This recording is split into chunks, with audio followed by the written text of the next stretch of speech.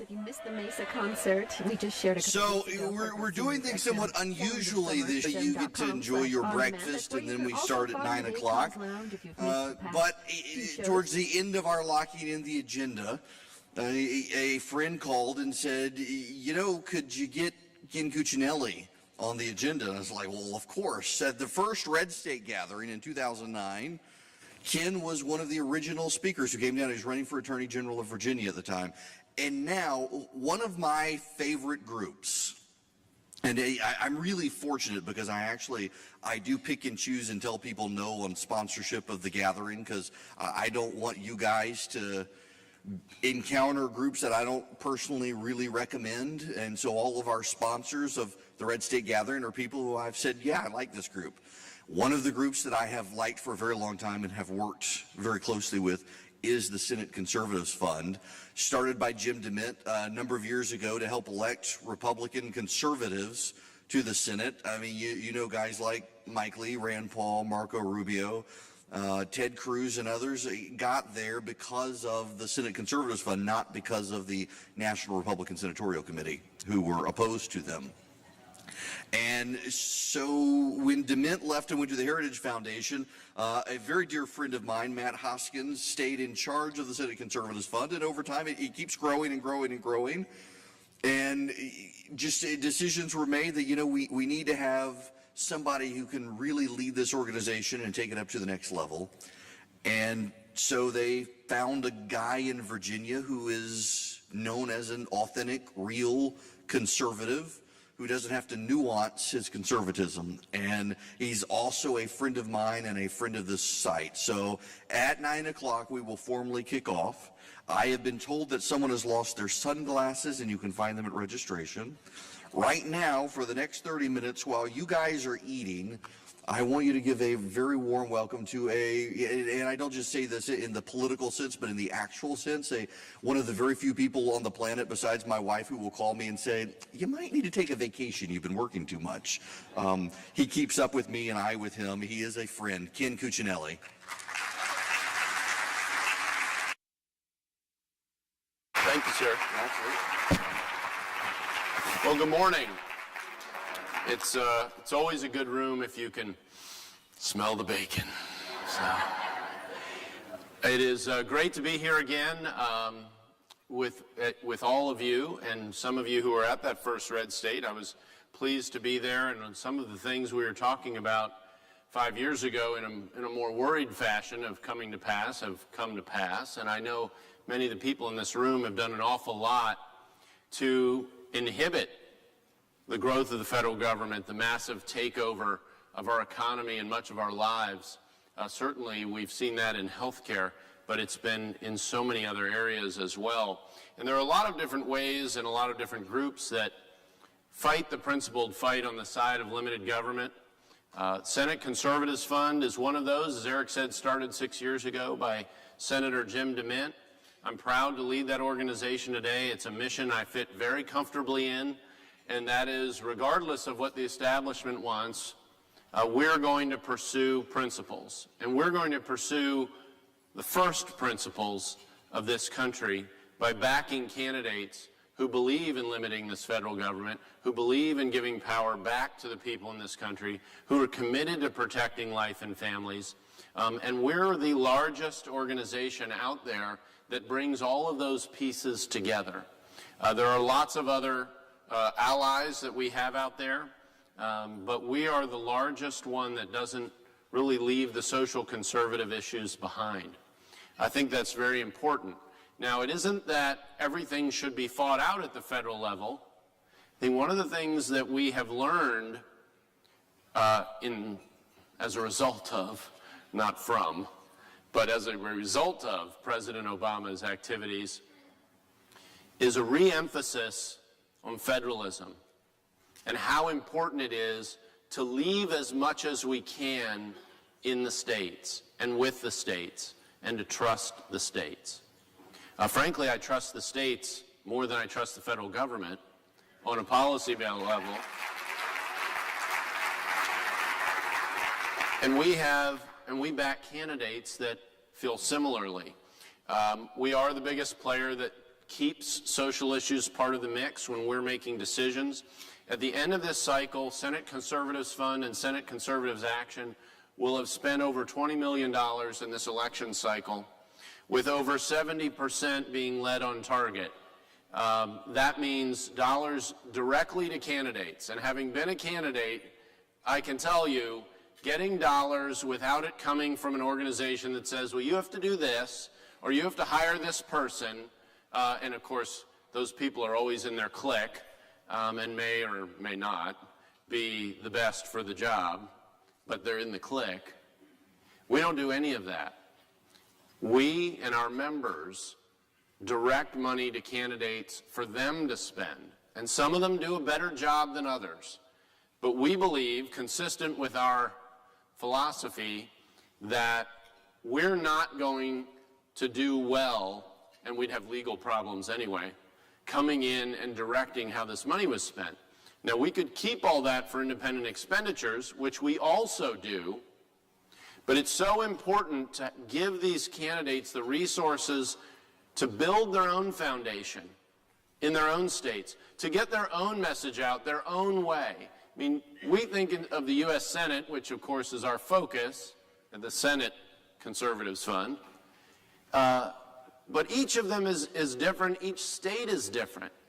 And so what works in one state or another is very different. And one of the interesting things being on this job for 2 months is learning about the different states. You know, we don't have runoffs in Virginia, like Mississippi. We don't have a lot of things like Mississippi, which is okay, but we don't have runoffs. We don't have jungle primaries like Louisiana. That's different. It's been interesting to watch California, who tried to go that way to block out Republicans, and in 2 congressional districts that are D plus whatever, they had so many Democrats running, the top 2 candidates are both Republican. That's all that's on the ballot out there. So serves them right. So some of this works very well. The third thing that we do is issue advocacy, whether it's defunding Obamacare, fighting the export-import bank. I mean, if there was ever a labeled crony capitalist program, that has to be it. There are worse things out there, but that one is the most naked and brazen of them all. We're trying to educate our members about the dangers of lame duck sessions, and we would ask all of you to do that too. One of the great things about the internet that drives incumbents crazy is their constituents learn a lot of stuff. And the procedural malarkey that goes on, to quote the Vice President, can be unmasked.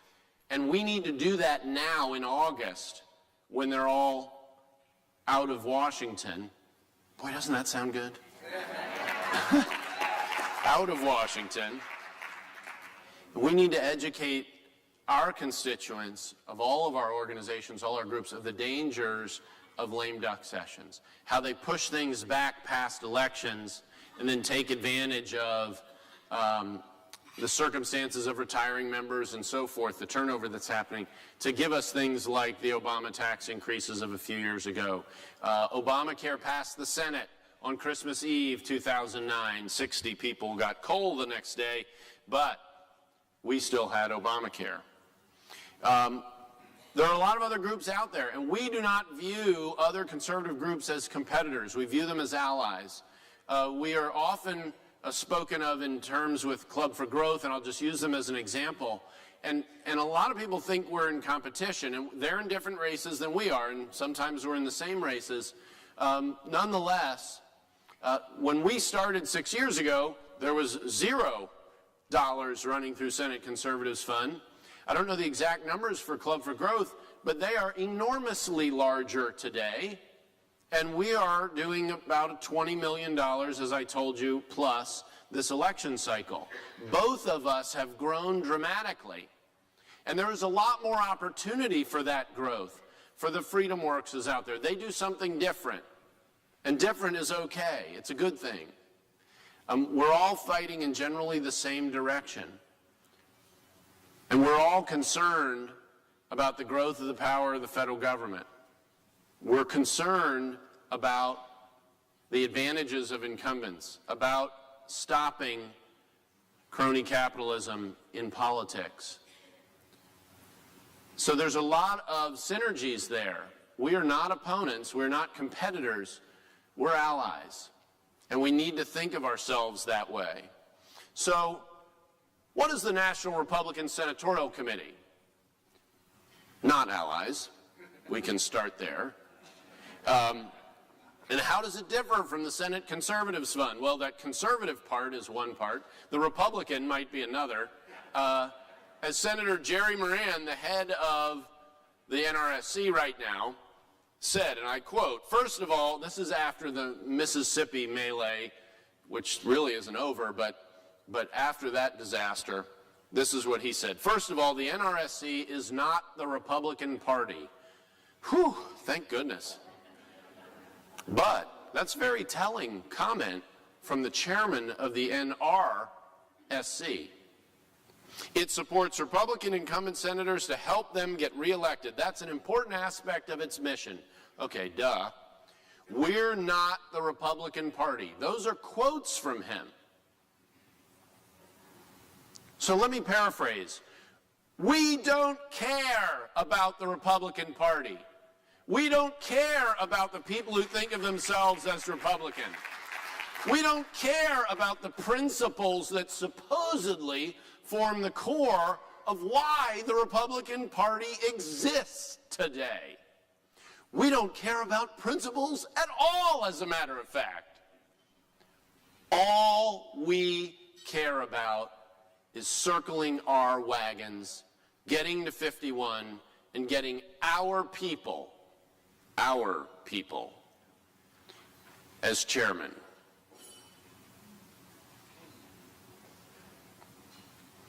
They support power over ideology, pure and simple. Is there anyone in this room happy with the performance of the Republican Party from 2001 to 2007? Now, the lights are in my eyes, but I'm not seeing any hands go up. Oh, there's one, okay. Me neither.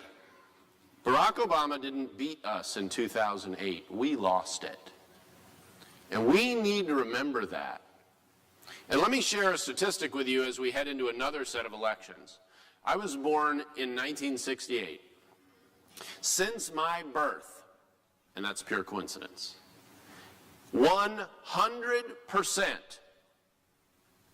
of Republican candidates for president who ran as conservative, now I'm setting aside that some of them did not govern as conservative, but they held themselves out as conservatives, 100% of them won.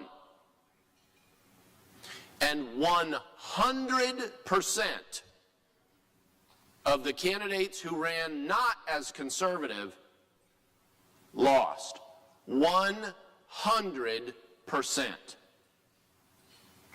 That is not a hard figure to understand. And yet, we will hear again when we get by November about how we have to elect some sponge of a mushy moderate.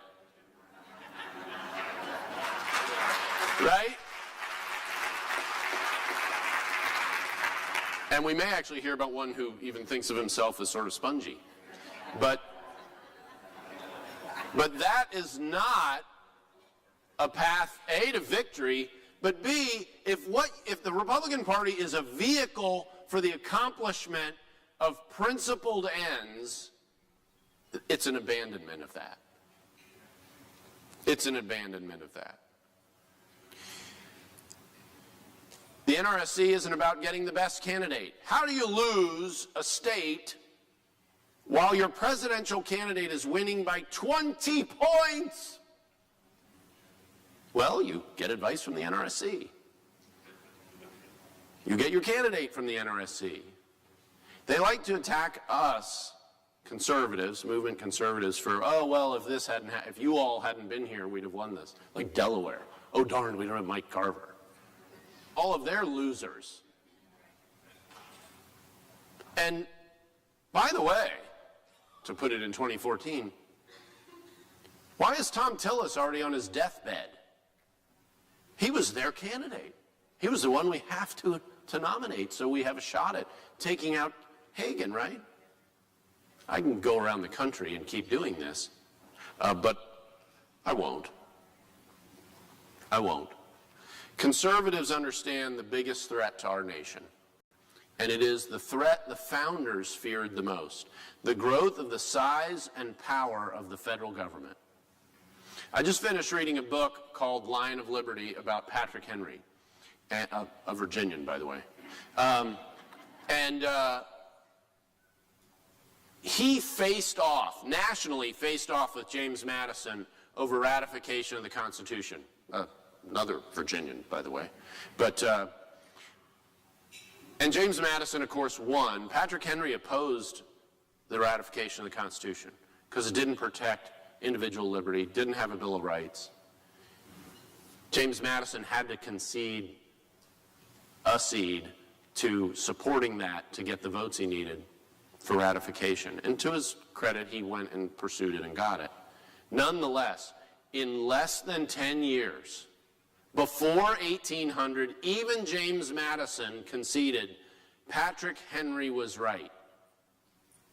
The federal government had already assumed too much power and authority, according to the guy who was the leader, who wrote it more than anybody else, and who supported it more than anybody else. And here we are, another 215 years after he said that. And the Leviathan is with us. Patrick Henry, George Mason, James Monroe all opposed the Constitution in its original form because it lacked restraints on the federal government and on the power of the federal government. We view our candidates at Senate Conservatives Fund as heirs to the founders' vision. And we think of it in that historical context. The Revolutionary War wasn't the end of the battle. The fight for those principles goes on every day, and it will go on the rest of all of our lives, and the only time it will end is when this country ends. If we're going to keep it, and if we're going to remain exceptional, we need candidates committed to that foundation, to those principles, which we all know are eternal and universal, and they apply everywhere, all the time, no exceptions. And we also know that those principles come from God himself. The least faith-focused founding father,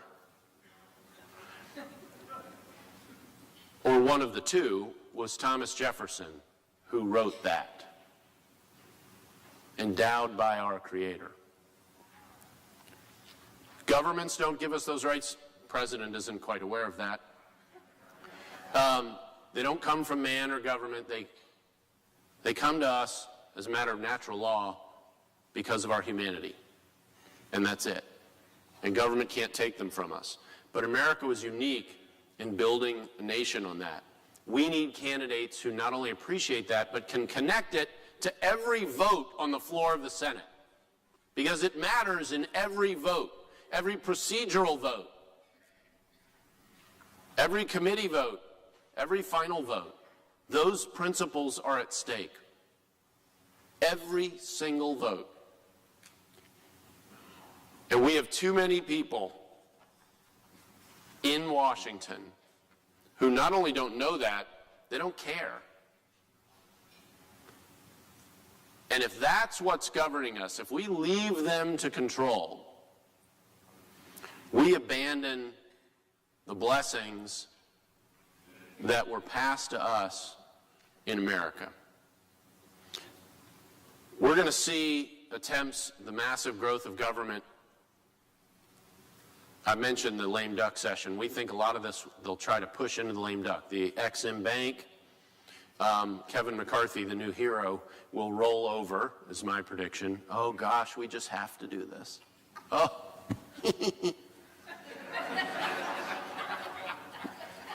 Educate your readers about that, about what I just joked about. Oh gosh, we just gotta.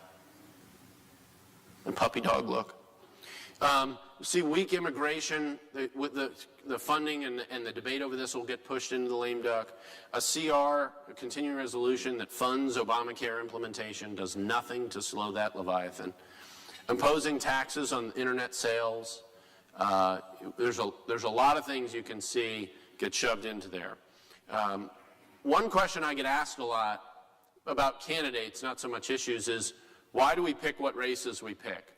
And the simplest reason that we don't get in particular races is just bandwidth.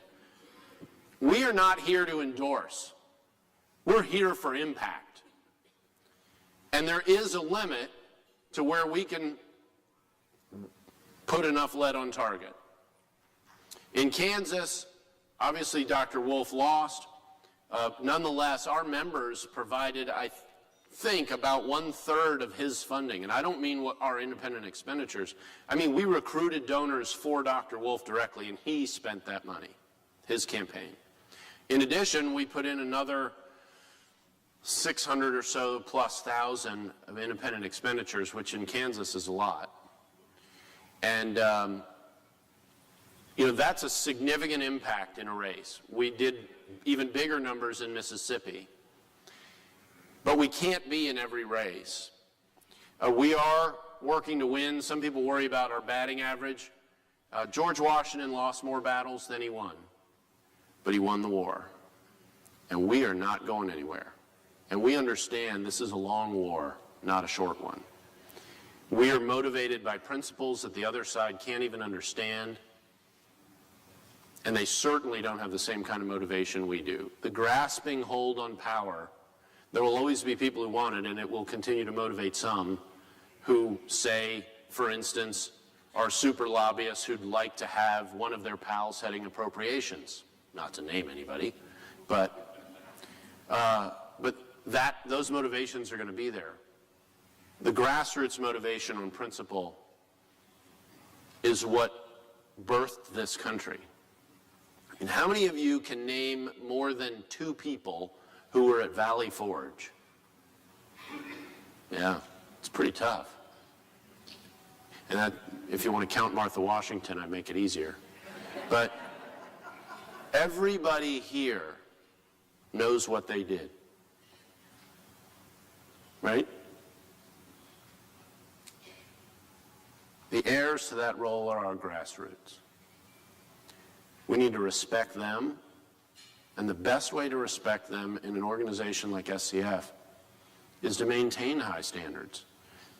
It's to pursue the principles that they're willing to sacrifice for.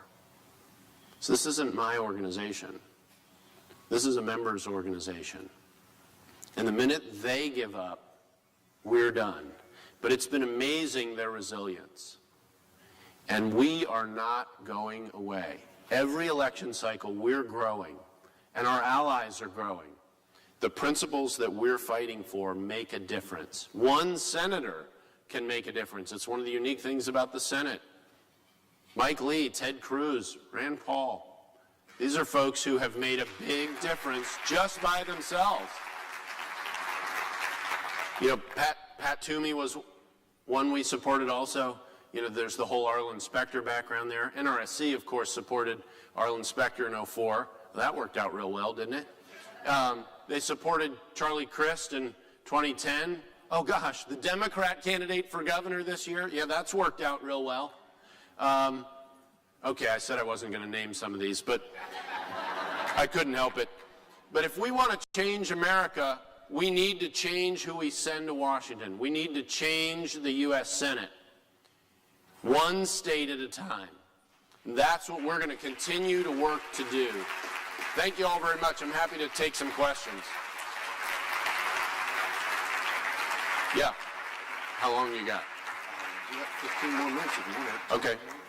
You can ask me about anything you want. Does this work? Nope. I'm Barry Schleck from Burleson, Texas. You indicated your confidence in the states in your early remarks.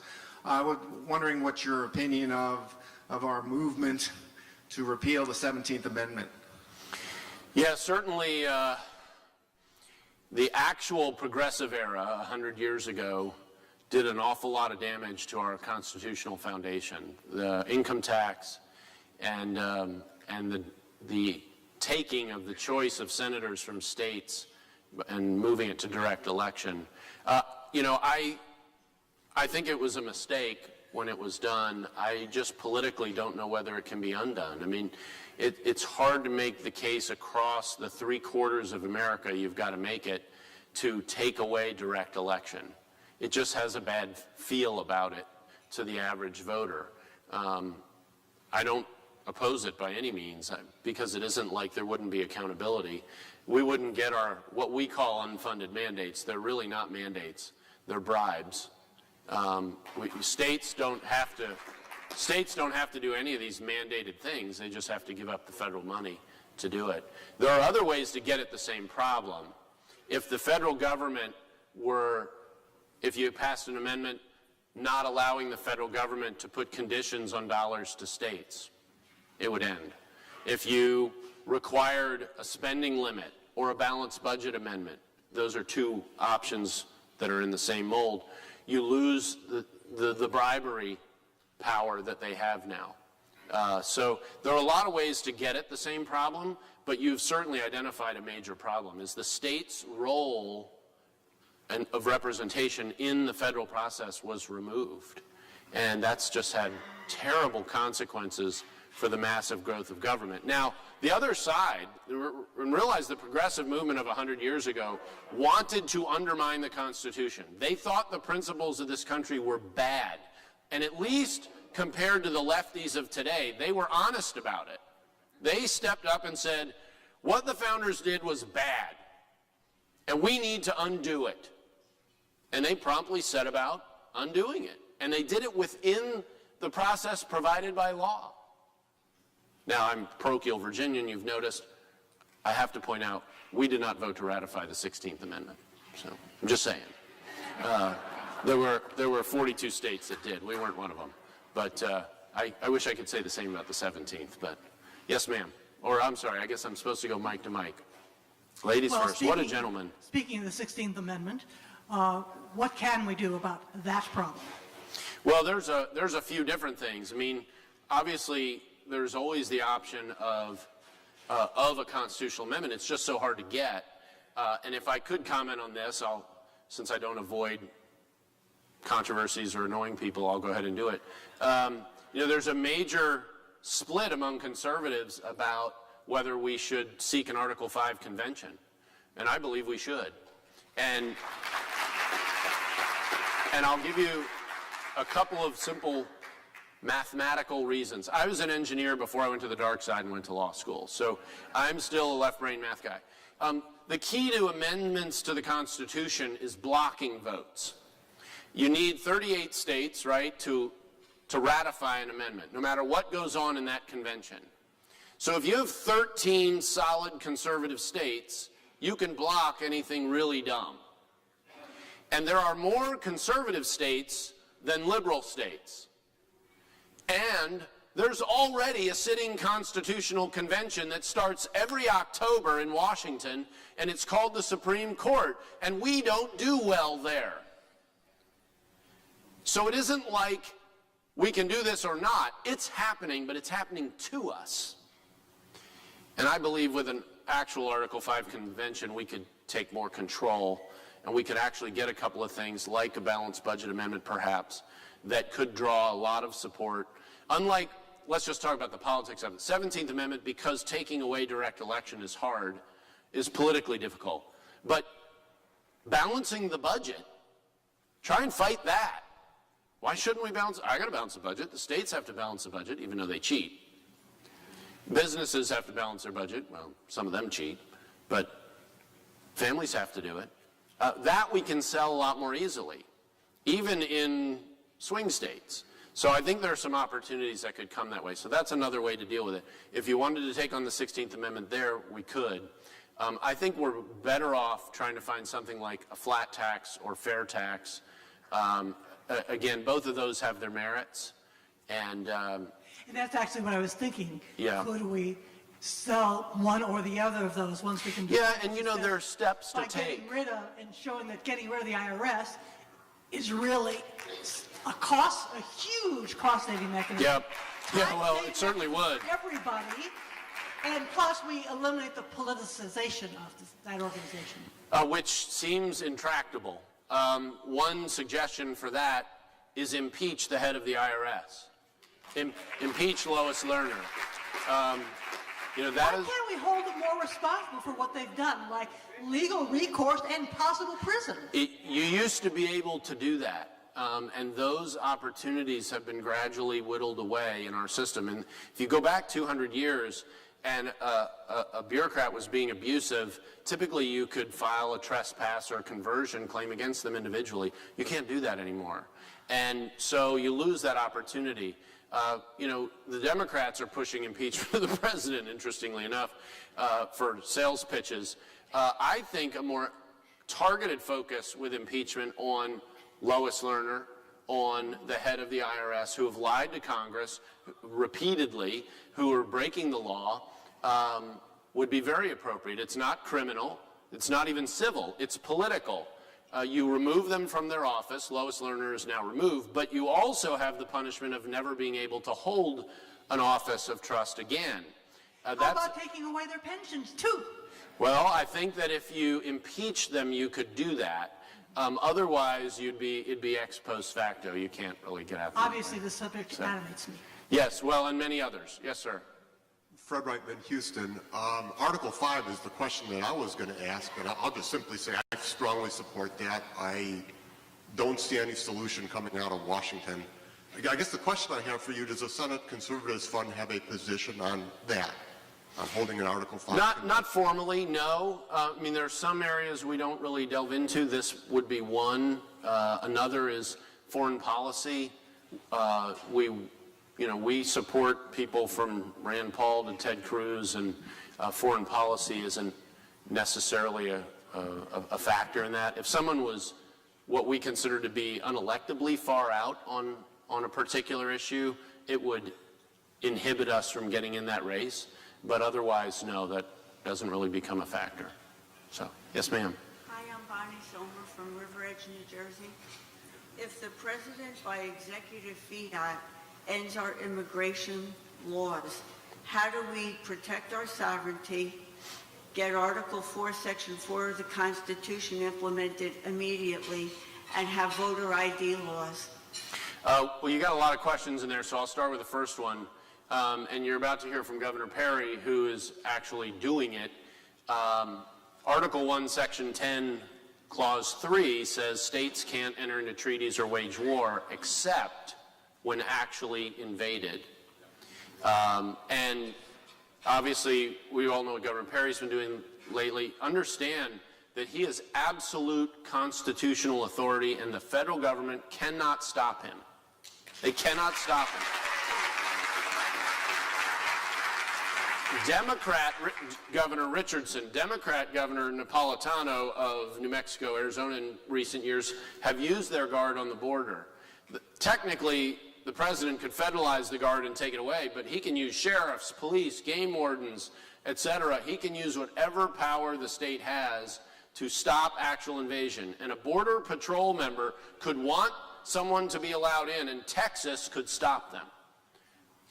I actually think if I were Governor Perry, I'd be quietly going around to other governors and asking for monetary contributions, because we're not being invaded.